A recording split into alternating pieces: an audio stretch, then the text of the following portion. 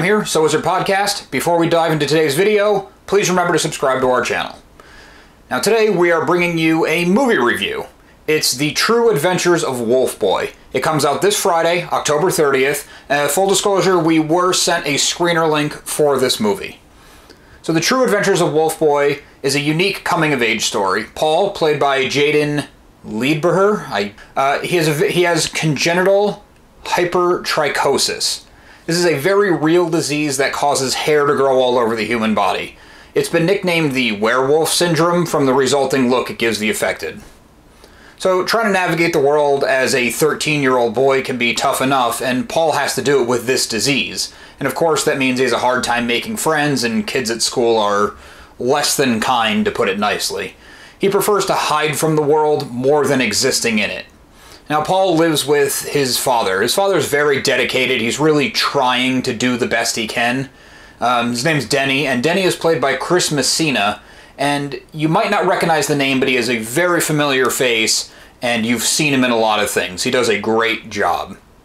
So, on an otherwise disappointing birthday, Paul gets a surprise gift. And this gift is apparently from his estranged mother, and it contains a map.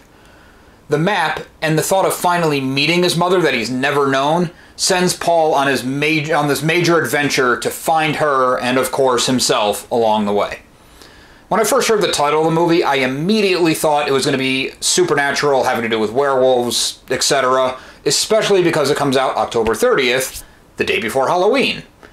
Now, you just heard the synopsis of the movie. Clearly, that is not the case. This has nothing to do with the classic Universal monster. Benicio del Toro does not show up for a cameo. There's no werewolf. There's no mention of werewolf.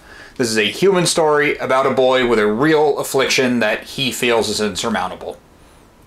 The story is told with these episodic-like title cards that at first made it feel a little bit disjointed, but without going into spoilers, it does pay off in a pretty nice way.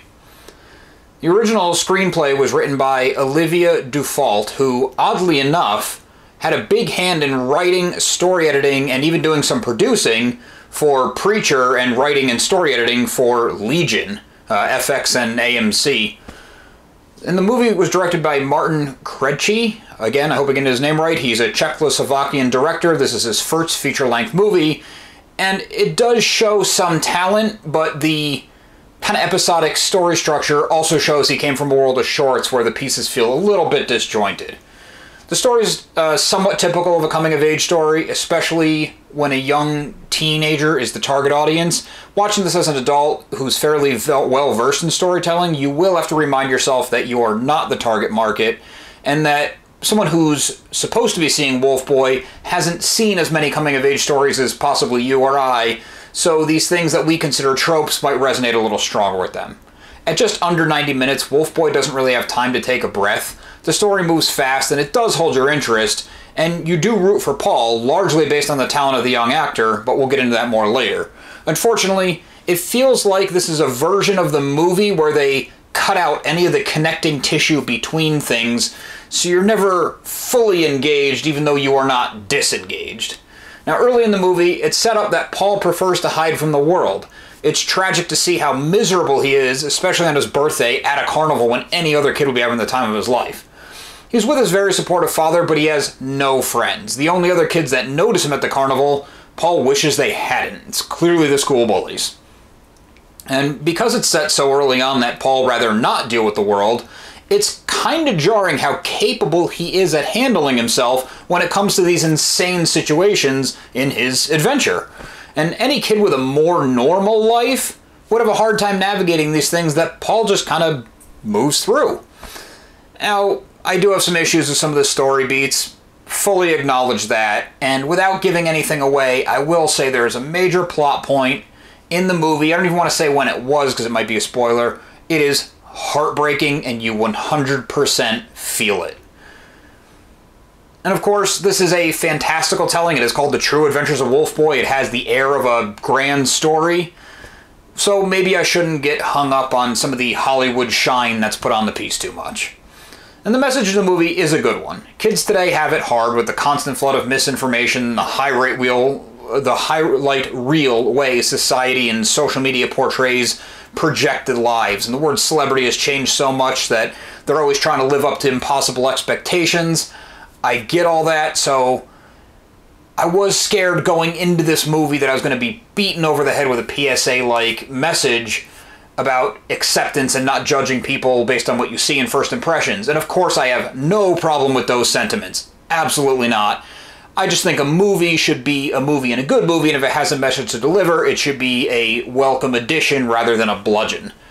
My fears in this case were unfounded. Dufalt did a pretty good job with the script, and while it does have some flaws in the storytelling, the character moments and messages are pretty well written.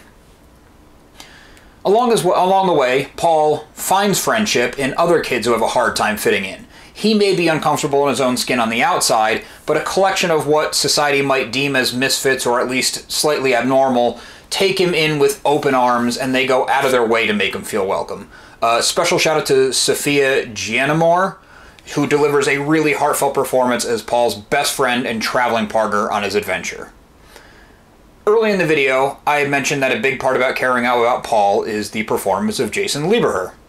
And if you're unfamiliar with his name, he was in the recent versions of It, he was in Knives Out, Defending Jacob on Apple TV, Midnight Special, St. Vincent. The kid is a mega talent, and he's just now 17, so we have years of talent to look forward to. His performance is relatable, even through all the prosthetics. You fully buy his pain. And some of the more assertive moments feel like they'd be on Paul's wish fulfillment list rather than something that actually happened, but you have to take the good with the bad. And I also want to give a quick mention to John Turturro. John Turturro is always awesome. I love him. I don't think he ever gets enough credit. I didn't love his character, Mr. Silk, in this movie. It feels like a side plot that was thrown in and then quickly abandoned. There's some reverberations throughout the rest of the story, but they're underdeveloped and don't ultimately pay off for me in regards to Paul and his character's journey. All that being said, none of that is the fault of Turturro. He has a great time with the role, that's clear, and he delivers. So all things considered, I had a much better time watching The True Adventures of Wolfboy than I thought I would. Some of the story beats could have used some polish or could have been chopped to make room for more fluid storytelling. They could have focused on the good parts that they had. The target audience, especially those kids who feel different from their peers, will probably be more forgiving of these plot points than I'm being. And the writer and director don't have the largest resumes, but they do show some promise and some actual talent.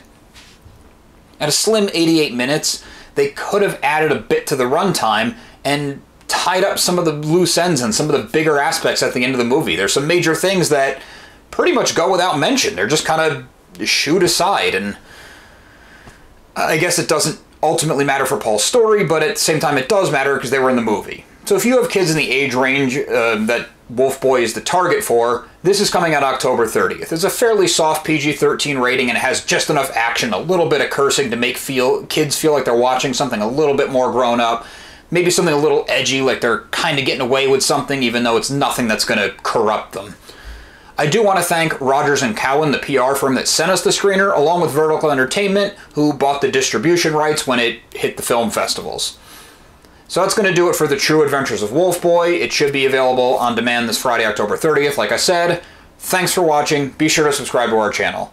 Also, make sure to listen to So Wizard Podcast every week, wherever you get your podcasts. So Wizard Podcast can also be found on Patreon, where for as little as $1 a month you can support the show and get multiple bonus episodes for it. Check out SoWizardPodcast.com for reviews, recommendations, all new merchandise by TeePublic, and more. We love hearing feedback, so drop a note in the comments or get a hold of us on social media. All of our accounts can be found after the show and in the show notes. Thanks again.